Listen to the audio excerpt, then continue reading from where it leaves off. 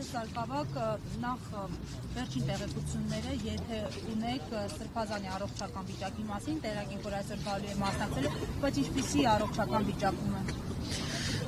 Բարև ձեզ,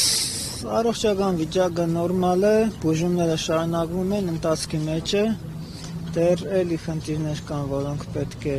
լուծել, բուժել, մնացածը նորմալ է, խնդիր չկա, անհանգստանալու բան չկա։ Նայեք, այսօր Արդարադատության նախարարը ընդհանուր առմամբ անդրադարձել է եկեղեցու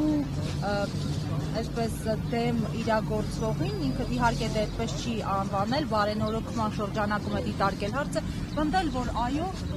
Փաշինյանը որպես հանրապետության քաղաքացի իրավունք ունի իր մտահոգությունները այսպես կոչված արտահայտել եւ շատ հարցերի այսպես արձագանքել դուք որպես հոգեվորական, որպես ծառայող եկեղեցի։ Ինչպես եք վերաբերում այս հայտարարությունների Փաշինյանի ակտիվությանը եկեղեցու ուղղությամբ։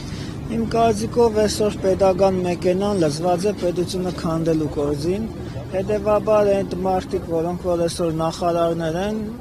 պարզապես չունիմացություն է, որ իրենք նախարար են ու իրենք ոտնահարում են սահմանադրությունը, որ նոր մեր երկրի պետականության հիմքն է։ Եթե մի մարդ կարող է ոտնահարել սահմանադրությունը եւ ինքը մնալ պաշտոնյա, ուրեմն խնդիրը այստեղ արդեն մերն է, որպես ազգ, որ մեր սահմանադրությունը ոտնահարող մարդիկ դեռ մնում են պաշտոններում, են էլ բարձրագույն պաշտոններում, նախարար, վարչապետ եւ այլն։ Ես չեմ կարող մեկնաբանել իրենց իմաստը չեմ տեսնում իրենց մեկնաբանելու մեջ։ Հասկանալի է, շնորհակալություն։